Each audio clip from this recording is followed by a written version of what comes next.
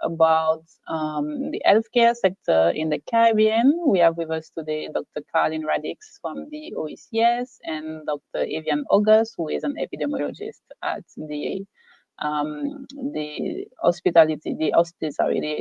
hospital center of University Hospital Center in Guadeloupe. I'm getting there. They are both going to tell us a little bit more about, what is the situation right now for the healthcare sector in the region. What are the challenges? Giving us a little overview, and really what are the opportunities for the future, in the near future. Okay, I'm going to do a short introduction in French for our French speakers in the audience, and then we're going to have the webinar in English, and our French speakers will be able to follow on the presentations from our panelists this afternoon. Bonjour à tout le monde, merci beaucoup pour votre présence avec nous aujourd'hui, donc pour notre 4e webinaire de la journée. Donc, nous avons avec nous Madame Dr. Carlin Radix, qui est donc la responsable du service développement humain et social de l'OSCO, et Dr. Evian Auguste, épidémiologiste au centre universitaire hospitalier de la Guadeloupe. Donc, aujourd'hui, nous allons faire un peu l'état des lieux de la situation de la santé publique dans la région, et également comprendre un peu quels sont les défis et puis surtout quelles sont les opportunités et les débouchés possibles en termes de métiers dans la santé. Donc, notre webinaire sera encore une fois en anglais avec des présentations en français qui pourront être suivies par nos locuteurs francophones de cet après-midi. Donc, on va commencer tout de suite. So our first panelist is going to be Dr. Radix. I'm going to share a presentation, and then I will give her the floor right now. Thank you so much for that introduction. And let me just say, representing the Organization of Eastern Caribbean States, I'm really excited to be part of this ELAN virtual student fair, and to be able to participate in this webinar. Since Martinique and Guadeloupe have joined the Organization of Eastern Caribbean States, we have found ways to partner, to exchange, and to ensure that opportunities have multiplied for all of our students across the region with our common context and our common issues. So it is my pleasure to speak specifically to the healthcare sector. I am a physician by training. My work has mostly been in health and in the health sector. And so the question I was asked to address was what to expect in the future, considering the current challenges in the region. What can we expect from the health sector in the future? So what are our current challenges in the region? I think this is the first question that we have to speak to. And I have several challenges listed here, not in any particular order, but these are all impacting significantly on our health sector. First of all, because of the success of much of our public health programs and our health sector, persons across the globe and in our countries are living longer. The oldest persons in terms of the segment of our population is the fastest growing segment of our population. And persons are living longer. So that's a great problem to have. Persons have longer lives, but with it comes all of the complications that come with living to those ages. The burden of disease, more persons are sick, more persons have chronic diseases, and how do we make sure that we care for and make sure that older persons can continue to be a productive part of our society? Of course, greater access to unhealthy foods. We know that a lot of our foods are imported in this region because we come from small island states, and they've become accessible and cheaper. Persons shy away from agriculture, given the colonial history related to agriculture. And we even have issues around pesticide contamination in some of our countries and the ability to grow healthy food. So this is an issue that impacts our health. And because of less physical activity, so we're not working physically as much before, a lot more sitting at desks behind the screens, you find that we have more diseases, persons are more weight, more heart disease, diabetes, etc. Coupled with all of this, and as a part of the symptom of overconsumption, is the issue of extreme weather events. We see as human beings, as we interact with the environment and overconsume, that we have the extreme weather events as a result in relation to climate change. And certainly in this region, we know what it is. The hurricanes that have been through in 2017, the flood events, we know of the event of hail falling in Martinique. So these are all very unusual events that are now becoming more usual events and certainly have an impact on the health system that has to respond to the injuries and also has to navigate the limitations of these events. Infectious disease outbreaks. Right now, we have outbreaks of dengue happening across our region alongside the COVID-19 pandemic that's happening globally. But we know, and we've had the experiences with Zika, chikungunya, globally with Ebola, and then other mass casualty events. You know, things happen. We are along a tectonic plate. Our countries have risks of earthquakes. There's a chain of volcanoes, volcanic eruptions happen from time to time, and there are other events that happen that impact our health system. So these are just a scattering of some of the things that happen across. So our systems are small because our populations are relatively small.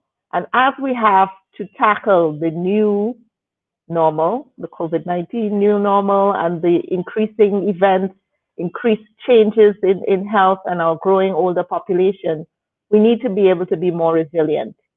What does that mean? It means that the system has to be able to continue to deliver and be able to respond when one of these shocks happen. So when there's a mass casualty event, when there's an extreme weather event, a hurricane, a flood, when there's an infectious disease outbreak, we have to be able to respond, but still continue to treat our chronic diseases, our older persons. So the system has to be more agile. More is expected. You know, we no longer can sit in our silos, doctor, nurse, administration, epidemiologist. We need to be working together and be able to adapt. And we need to be more responsive. And a big part of that has to be the use of information and technology to move things forward. And we have to engage everyone. People need to also own their responsibility for their health. Just to mention, in terms of health, we can look at it from 2 points of view in terms of opportunities. So when you're looking at health, there's two sides to the coin, if you want to call it that. We have the healthcare sector. This is the sector that's delivering health, treating persons who are sick, helping persons prevent disease, treating mental health, etc. But this is the service, serving people. And there's different parts to it. So service delivery is what we have at the front of our minds, because this is the way we interact with the health system. Who serves us?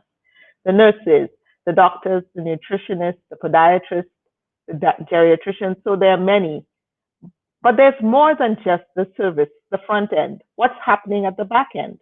We need persons in human resources for health as a specialty. We need persons around procurement and supply chain management of medicines. We need technology development around health and health information. We need health information systems that power the things that we're doing. We need financing with persons who understand financing and sustainable financing for health systems. And of course, in every system, there's a need for leadership and governance. And if I look at the other side of a coin, the public health call, which is basically us trying to change behavior, both of the individual and of the collective, so that we can improve our health, there are many issues to be considered.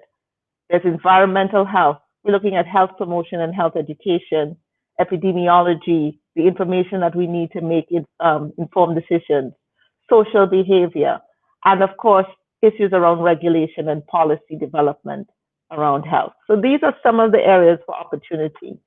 And so on my last slide, I just want to remind you of some, this is just a very brief sample of some of the different areas of health, areas of study that you can consider when you're looking at health, and it can come from many different spaces and places. So we spoke to epidemiology, we spoke to entomology. I'm not sure if I had that spelled correctly.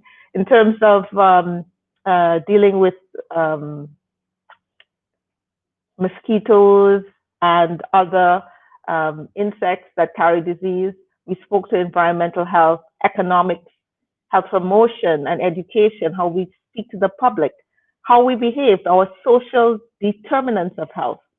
And of course, on the health service side, where persons are more interested, some of the things I'd like to point out there, things like information technology, biomedical engineering, how do we take care of all the new equipment that we're introducing to health, lab professionals, diagnosis of disease is dependent on our labs, and of course, mental health. And COVID-19 has brought mental health to the fore. That's one thing we have to consider in terms of COVID-19, as well as, I apologize for that, as well as the fact that this current generation, so for young people who are listening now, mental health issues have become more to the fore than ever before. Because of technology, you are more exposed to everything that's happening across the globe. And it's shown the impact in terms of our mental health, anxiety, and our ability to cope. So that's just a smattering, just getting you a little interested. I'm sure there's a space for you in the healthcare sector world. And I'm going to leave it there because I know Avian will take you on a journey, on his journey, and give you some more about what you can consider in the healthcare sector. Great, thank you very much, Dr. Radix. That was short and sweet. I think we had all the information that we were looking for, in terms of what are the challenges. One other thing that I remember, for example, is the fact that people are living longer now, and this is actually causing challenges and I guess opportunities. So I guess we'll need more people to work in retirement home and specialized care towards this specific public. So it's a challenge, but we also can always find opportunities out of those challenges. That's what I take away from your presentation. So thank you very much. We're going to move on to Dr. August, who is going indeed to take us on his journey, and as well a little bit more with a deeper focus on research in the healthcare sector. So I'm going to share his presentation right now.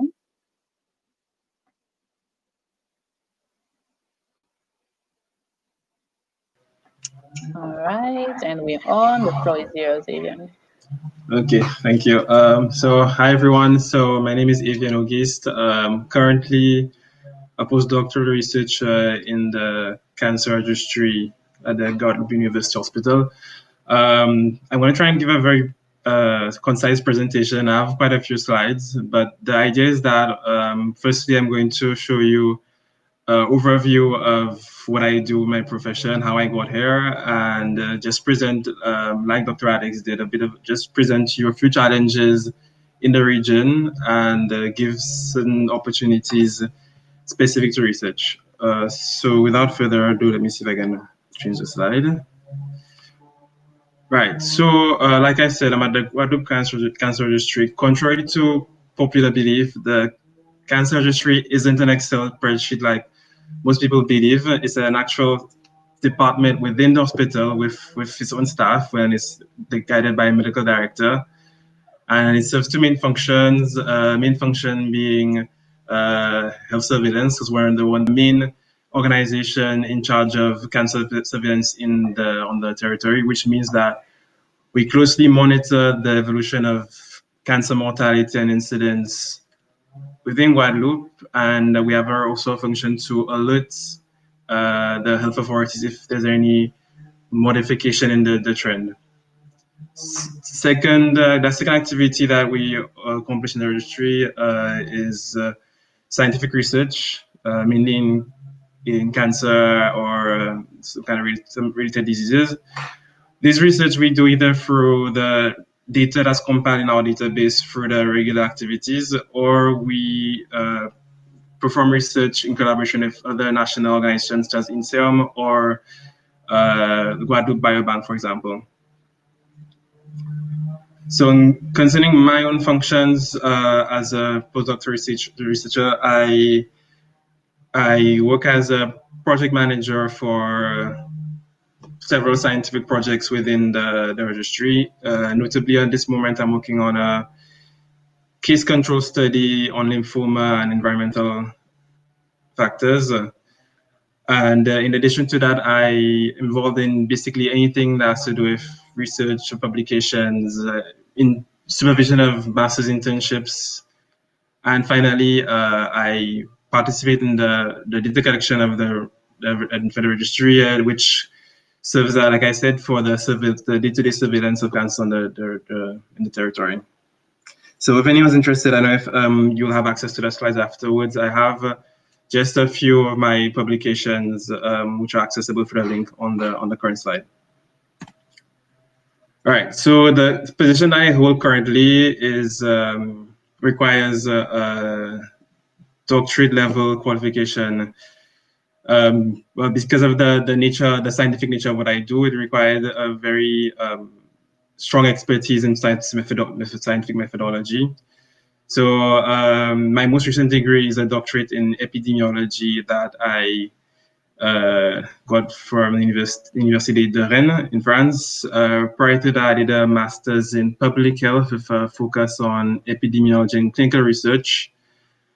Prior to that, I did a bachelor's degree in biochemistry and biology. And of course, last but not least, where it all began, my community college degree certificate was from South Louis in St. Lucia. All right, so just to bounce off what Dr. Radek said earlier, so we have a lot of challenges in the region. We know that health is a key component to development of the region. We know that for certain demographic concepts that your health, like for example, your espérance de vie, your life expectancy is actually partially contributes to the development. So if your main goal in a country or in a region is to promote development, health and healthcare has to be a crucial component. So the idea is that when you want to improve your health in a population, the idea is to reduce the disease burden and prolong human life. Now, to do that, it requires most times innovative solutions, especially because our island context, the systems that we use are different to those in the US. So it's not easy to just copy in every instance what the United States does, what Canada does, what Europe does, and apply it here. So to reduce that disease burden, we require innovative solutions, and then to be able to produce these innovations, we require new knowledge on certain aspects of the topics that we're trying to tackle. And one of the challenges that we have right now in the region is that we're not necessarily very efficient at creating that knowledge on our own.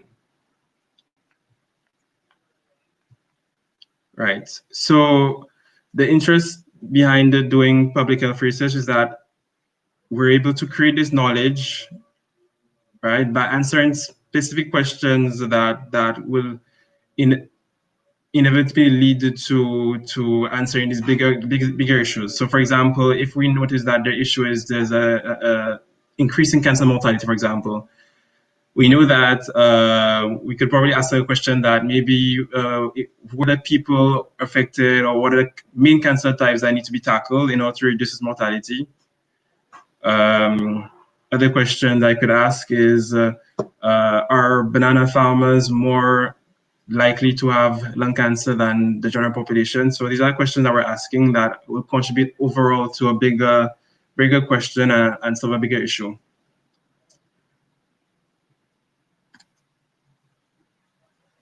So one thing from my own personal experience and what I've observed is that, and I think it's an important lesson that we're learning from COVID this year, is that we now see the importance of knowledge on human health.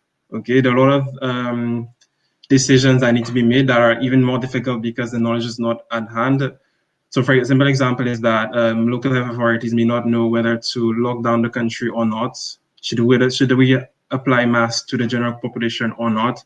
So these are questions that need to be answered, but are very difficult to make because there are high circumstances and consequences for these decisions, and very little, how would I say, assurance or guarantee that it may work. So it's important in this instance, especially in the pandemics we see now more than ever, is to have the knowledge on hand and be able to be responsive in the way we do our research.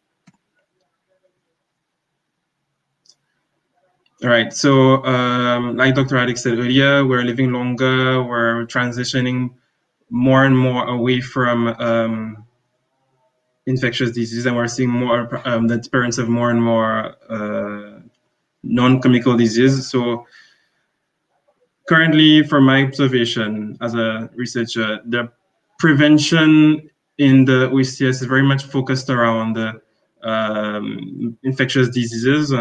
I strongly believe there's an expertise that we have in the English-speaking Caribbean, which reflects a lot in the actual numbers and the performance in the COVID prevention. Although I'm not too sure what the situation looks like today, but when things were going very bad in Guadeloupe and Martinique, we saw that in St. Lucia and Surrounding Islands, things seem to be quite under control. I think which is kind of due to that inherent expertise that we have. One of the problems that we do have, though, is in the prevention of non-communicable diseases. So we're seeing a transition in our public health system towards the prevention of those diseases, but there's still a lot to be done. And if we take, for example, cancer prevention, my expertise is in cancer research, cancer epidemiology and cancer research. And the general consensus is that there are very few data available in the English-speaking Caribbean. So that would translate directly into our capacity to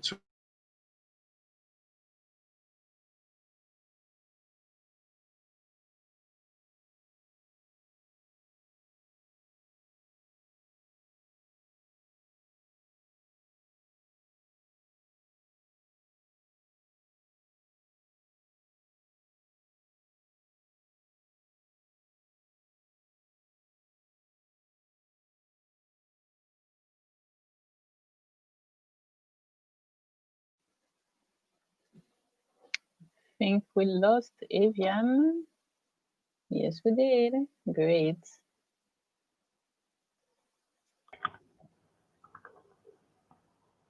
All right. So yeah, I don't know if I can attempt while he tries to log back on to yes, let's. station. Okay, so I see that he's speaking to here about the role of research as part of the cancer control strategy. Right. And he's spoken to the fact that information is necessary. It's not something separate and apart. We need to have ongoing information because as we tackle the problem changes.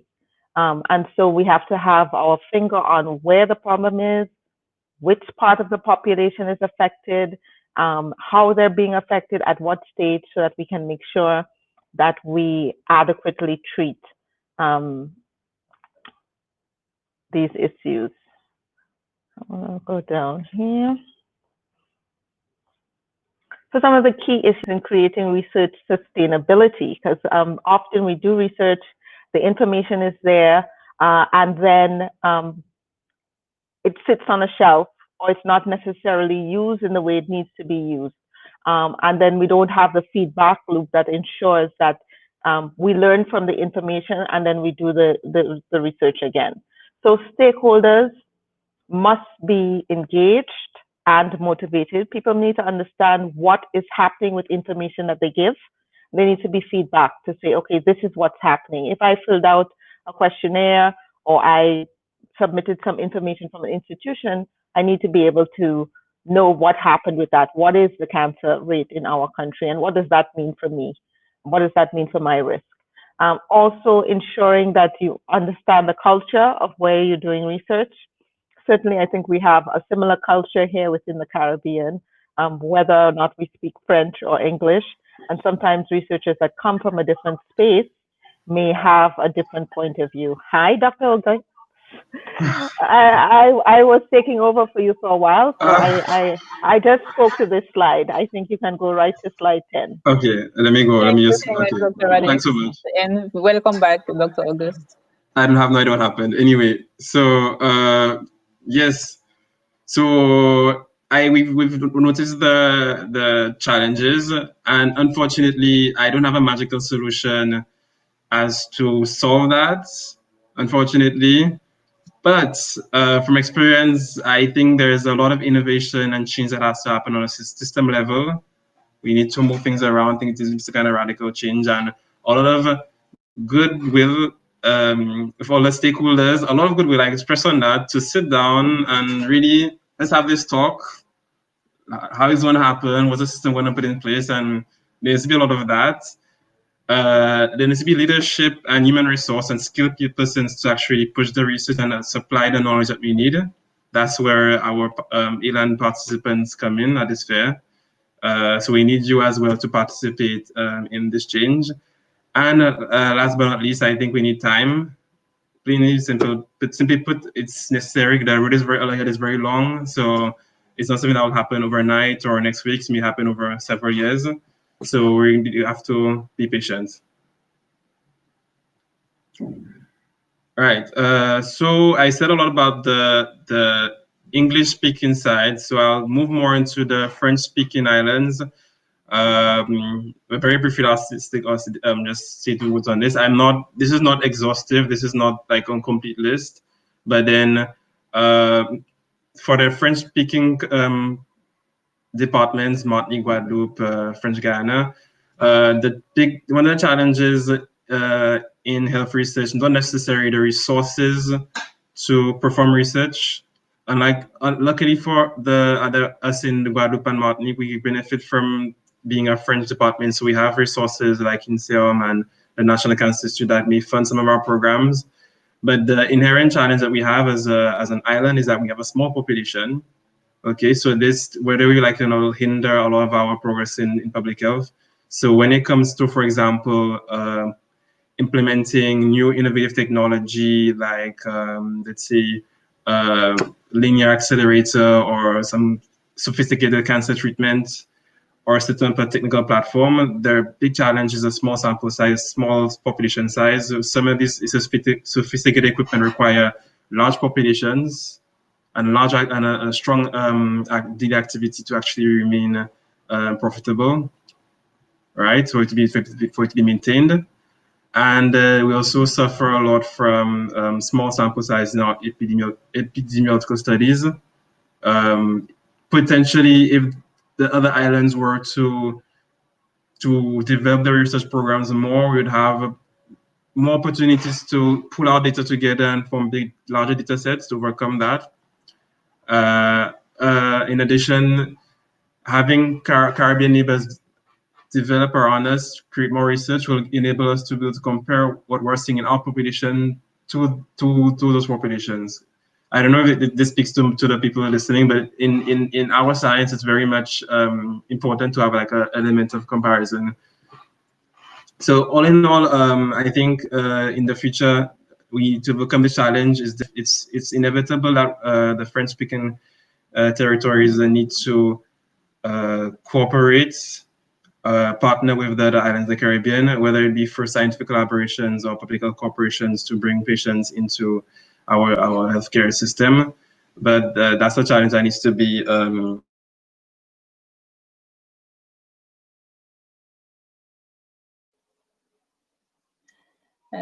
it looks like we are losing Dr. August again.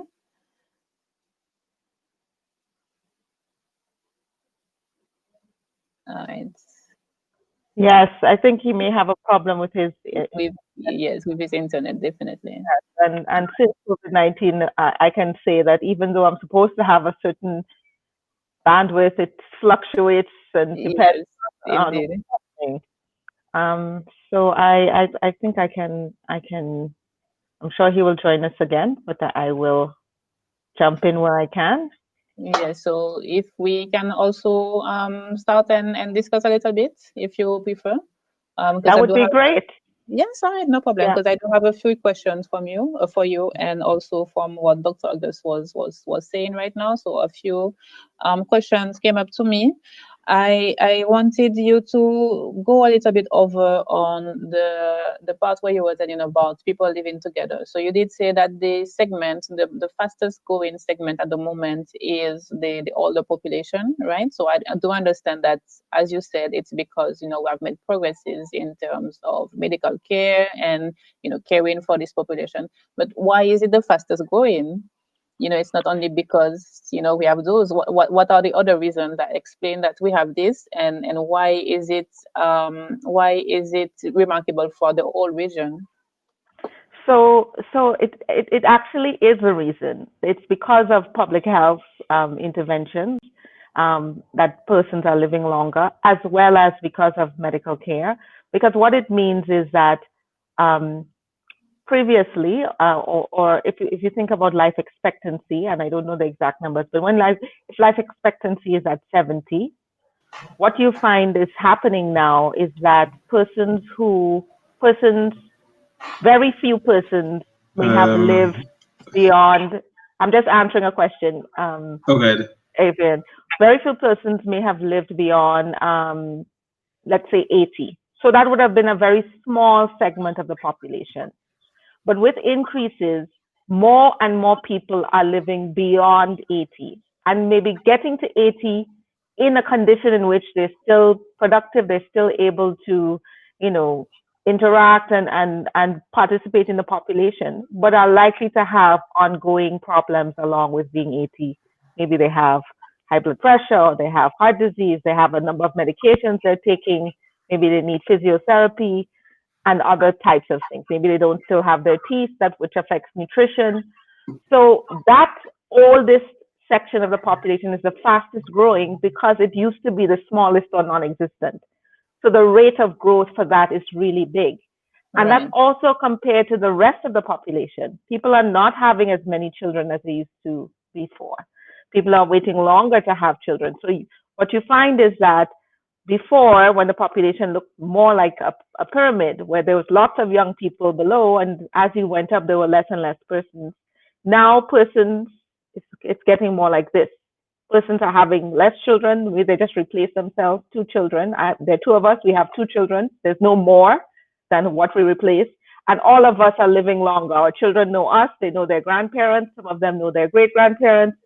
That's the shift that's happening with the population. Right. Thank you very much for clarifying this part. And I am seeing that we are still losing Dr. August, so that's good. Not good, but we have another few questions for you.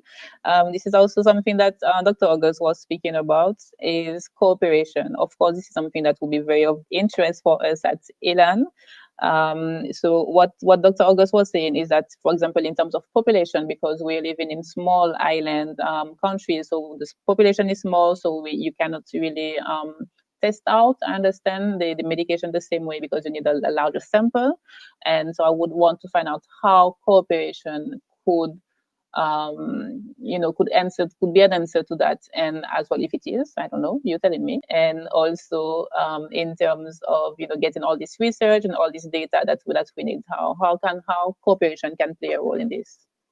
Absolutely, cooperation plays a key role in this. I mean, I think the Caribbean, and this is not just between English and French-speaking nations, but the Caribbean has been divided across language lines because of wherever our colonial ties have been from Europe. So you have, Dutch-speaking, English-speaking, Spanish-speaking, French-speaking, and we've sort of lived in what I call language islands. because language is very necessary for sharing information.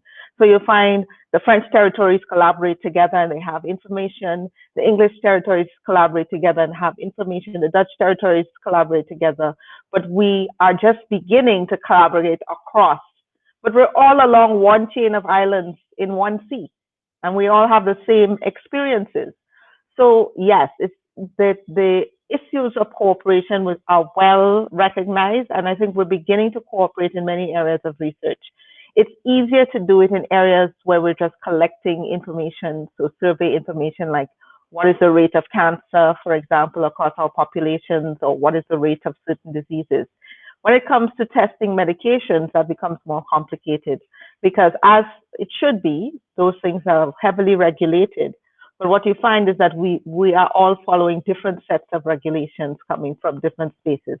So the ability to make sure that we keep our patients safe, we follow all of our regulations, and that we cooperate is a bit more challenging, but it's not impossible.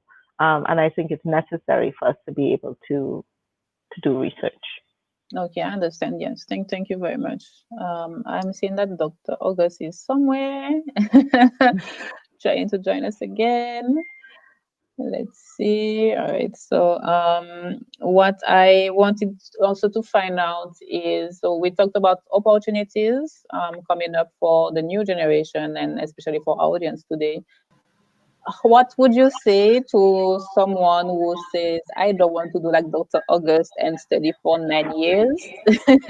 I'm very scared of that. I'm intimidated by the length and the commitment that you need to be able to work in the health sector, the healthcare sector. How can we incite the young people, the young generation to actually get involved in this? Because we know there's opportunities. We also know that we have this challenge of unemployment in the region as well. So how can we match those two?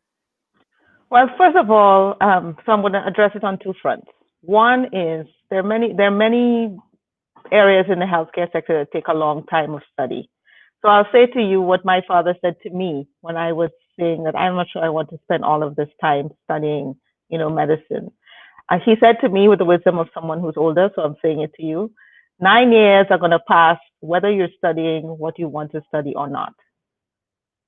9 years of your life are going to pass. 9 years are going to happen. So if this is something you really want to do, don't be intimidated by the 9 years. You're going to be living life through that 9 years. Things are going to be happening to you and you're going to be learning. So if it takes 9 years, if it takes 15 years, did I just say we're all living longer? That 15 years of your life is a much shorter time than a life that happened 2 or 3 generations ago. So that's one thing. But on the flip side, there are many opportunities within healthcare that don't take that long. There are many needs that are for things that may just need a bachelor's degree, that need specific skill sets. So look broad and far around. It could be nursing assistants.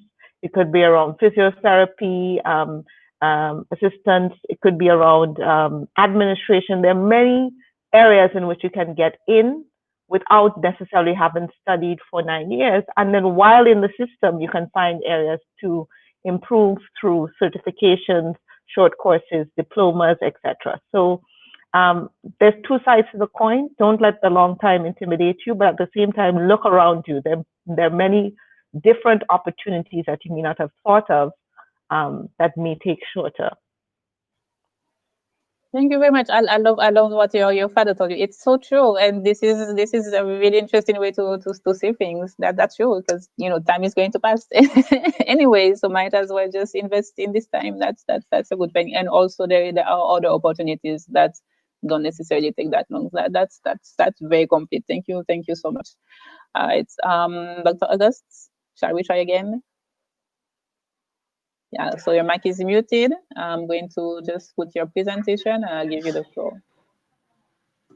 Yeah, it shouldn't take too long. It's like maybe one last slide. So this Dr. Adi spoke about, and let's see. She spoke about this as well. So I'm not going to repeat it before I disappear. And these are just little popular opinions on researchers.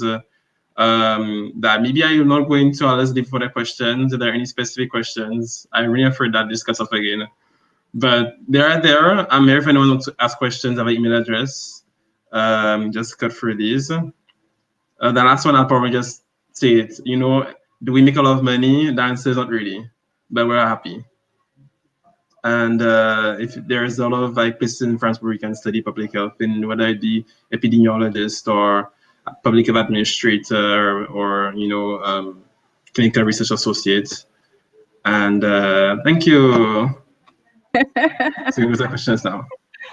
Thank you very much. All right, I'm seeing that we're getting a few questions in the chat. So I'm going to close the presentation and we're going to answer them.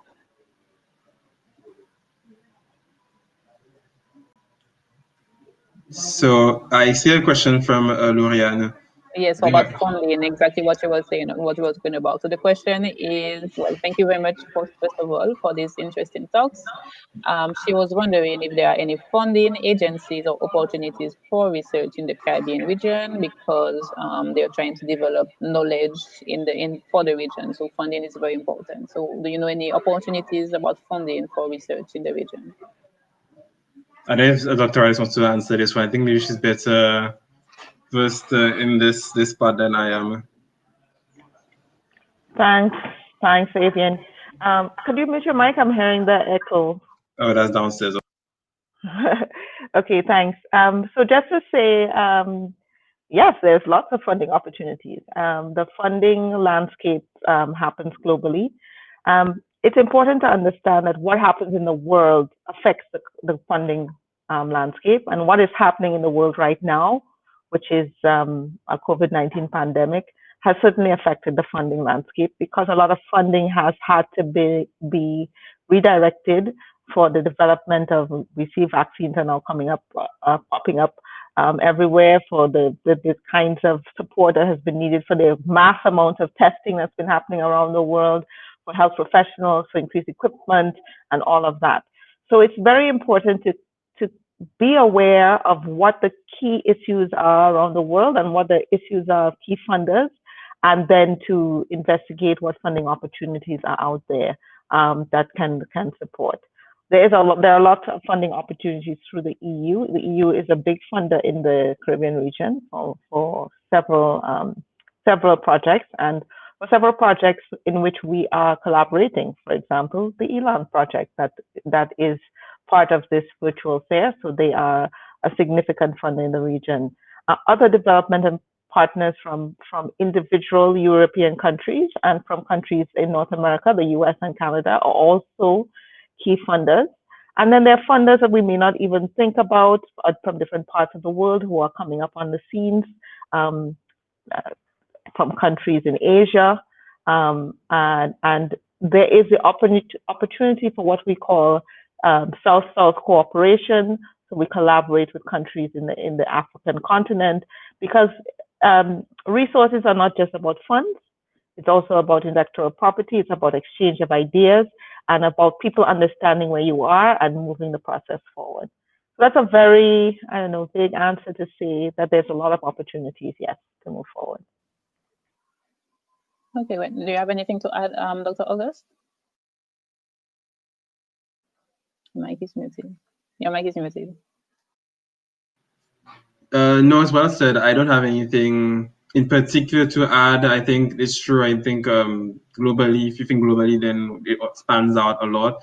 If you were to now go down into a Caribbean level, the only ones I know that fund specifically are in the Mona campus in UWE in Jamaica, right? So I follow a few presentations where there are mechanisms for funding in health research. Apart from that, I don't know any others. But your answer was very complete anyway, so.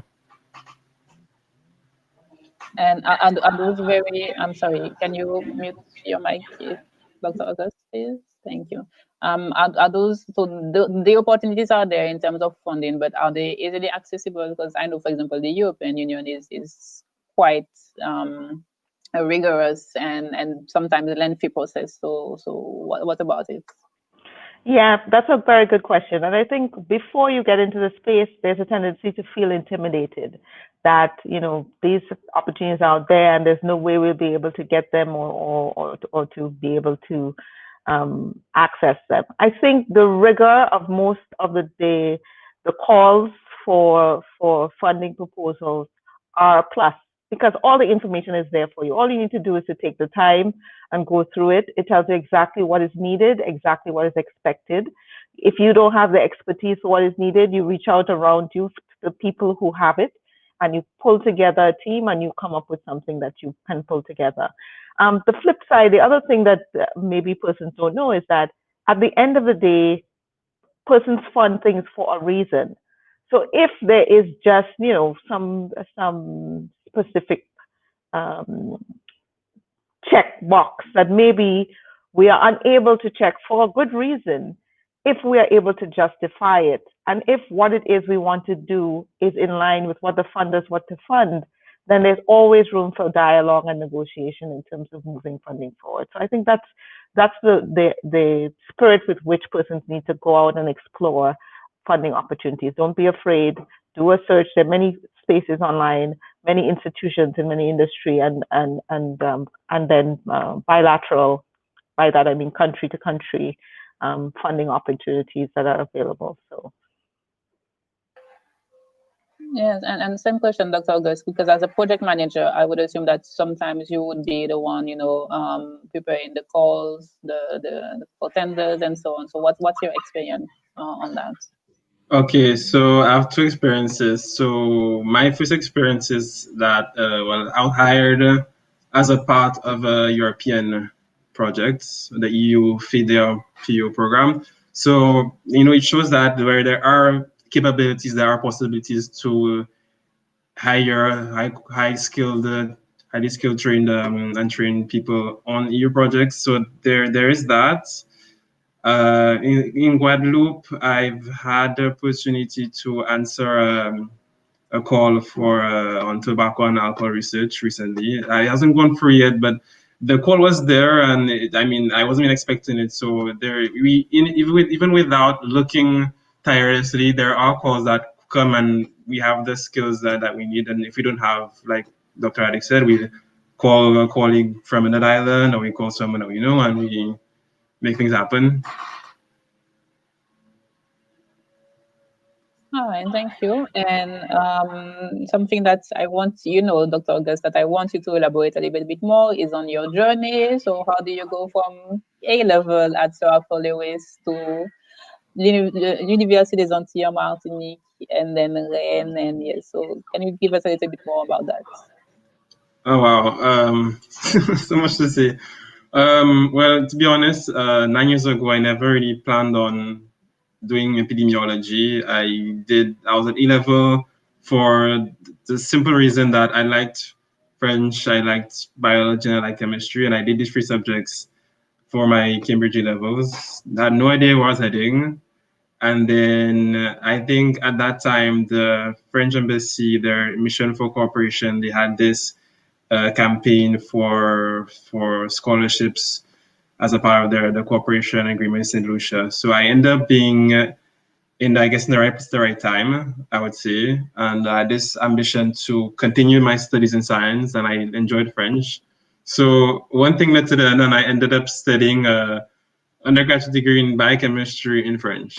That's a story for the first step. Very much things just happened in that manner, right? And then I did my undergraduate degree, and I had a lot of life experiences that came along my way. I think I was very much influenced by this doctor in chemistry that I met in Martinique, who told me that, I could be more than just a lab technician, I was like, okay, well, I didn't know that I could do more than that. I didn't know that little me from St. Lucia could become a PhD one day. And he kind of like, just the fact he mentioned that and told me, no, you could do it more than that. I was like, oh, wow, I could do more. And then I decided at the end of my phrase and my scholarship, I decided that, well, either I go back to St. Lucia and I did a lab technician job, if I can even get one, or I go where there's more opportunities. And I just naturally went to France in 2014, and I enrolled in a public health school in Bordeaux, which is very well known, has a very good reputation around the world.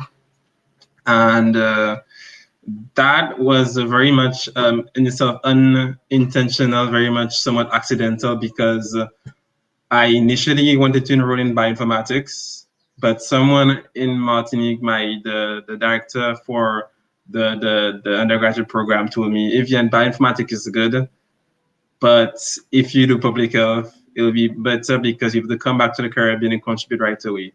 And at the time, I was like, it's okay, I'll do bioinformatics. But one thing led to the other, and I ended up registering for bioinformatics and changed like maybe a week into the classes, because I realized how prestigious the school was, and I realized how you know, I was in such a good position I was to actually enter the school. So one thing led to the other, and I ended up doing public health.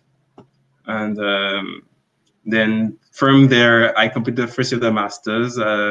Unfortunately, things didn't turn out the way I wanted to, but I eventually enrolled in another school on the other side of France, in a city called Dijon, where I completed my master's.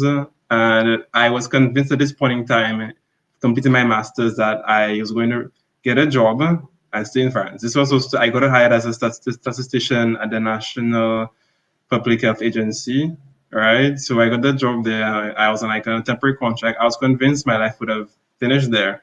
But then a couple of months in, I got in contact with my former PhD advisor, who just wrote me. We came into contact a bit by random. She told me that she's not looking for a epidemiologist right now, but she's looking for a PhD student. She has a scholarship, but no candidates. I was like, and she said, but wait, I'm in Guadeloupe. It's like, oh, Guadeloupe.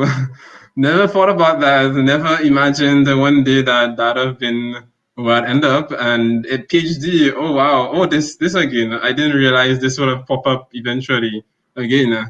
So it's like, I have to give up the life and luxury of being able to hop on a high-speed train, and the advantages of being in France, the low prices, to just go and do a PhD. And I have no idea who the person was. I had no idea what Fouillol or Université des Antilles, well, that pool was. I knew Martinique, but I didn't know Guadeloupe that well.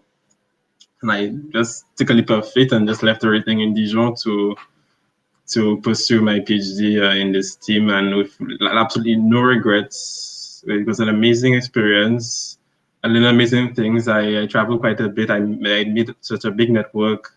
I met Dr. Radix during these 3 years, and it's amazing. So completing that PhD last year, I think I am now in a position where I'm very independent in the way I do my research, and I feel I'm ready to give back and participate and give everything that, give back everything that everyone gave me.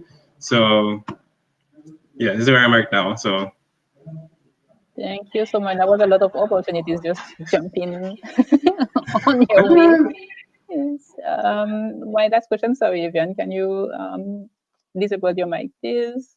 Yeah, so my last question is for the both of you. So I know Dr. August didn't work so much in the English-speaking Caribbean in public health, but I would want to have your opinion, or if you, both of you, Dr. Radix and Dr. August, if you do feel like there is a difference in how public health is seen or considered in the French-speaking Caribbean as opposed to the English-speaking Caribbean, and if there are differences, what can we learn? What can the French-speaking Caribbean learn from the English-speaking, and the other way around?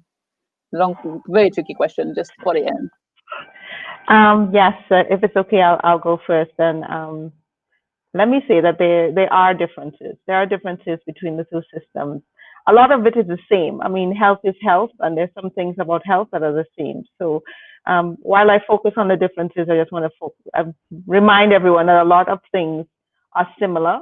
But when it comes to public health, and first of all, I want to make the differentiation between health service delivery and public health, right? So if we're talking about the health service delivery, what we talk about where you go, the hospital, or to the community clinic, or to see the doctor, or to get some service. That is of a bigger difference, and the bigger difference has to do with the resources available. All of the English-speaking Caribbean countries have become independent countries, and or are well, 6 of them have, and or are territories of the UK in a different way than the French islands, although we know that there's still differences and there's still gaps, but it's a different way than the relationship that the French territories have with France. And so it means that more resources have been available with regards to both health service delivery and public health in the French territories than have been available in the English-speaking territories.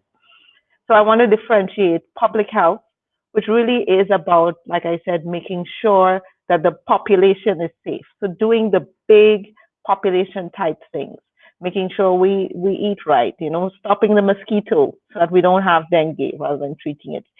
Making sure we're vaccinated so that we don't get the diseases rather than having to treat them afterwards. And so because there have been less resources in the English-speaking Caribbean, we have been better at some of the big public health type interventions. In terms of, for example, the eradication of diseases with vaccinations. I mean, the English-speaking Caribbean can speak to several issues around that. And a lot of the way our communities are set up are based on a big public health model. Our existing health systems have been set up.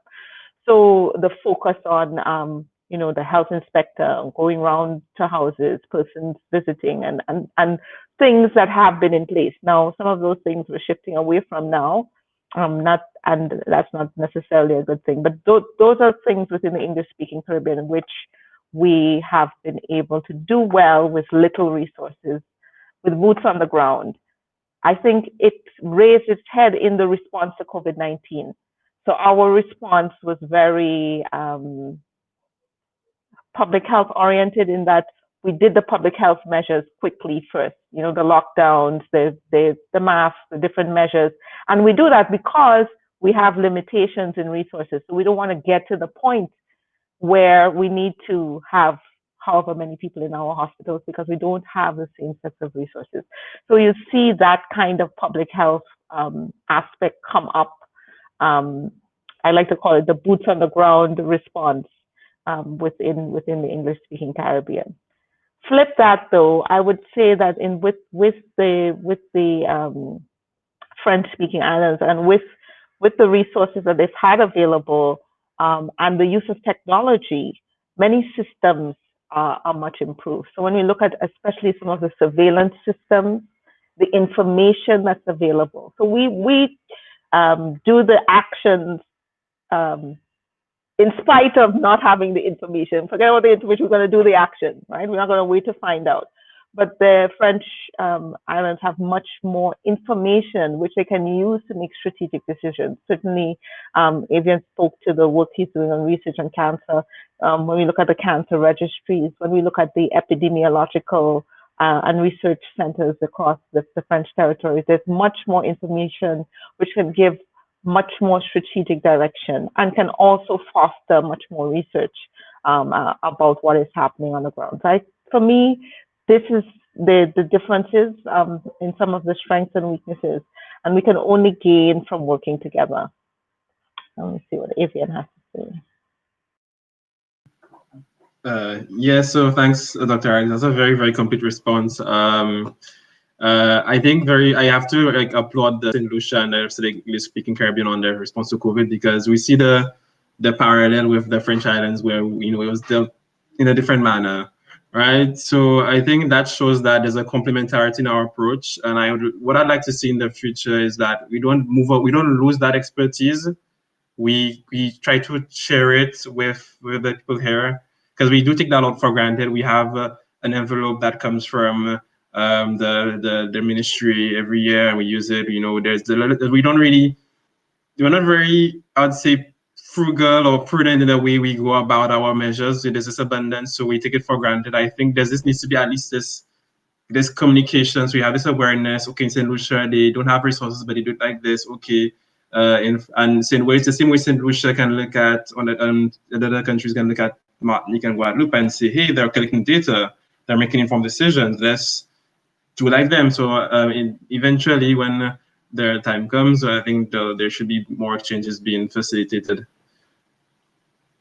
But I think I don't have anything more to add to that. I think Dr. Alice touched on everything. Yeah, I would just want to say that this ELAN program is a big opportunity for that, for those exchanges. So it's exciting stuff.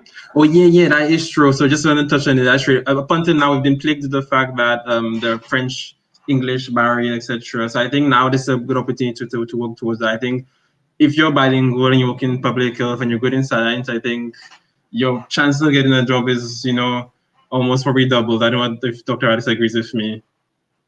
And at least in this era, yeah. That's a great conclusion. I don't have anything more to add.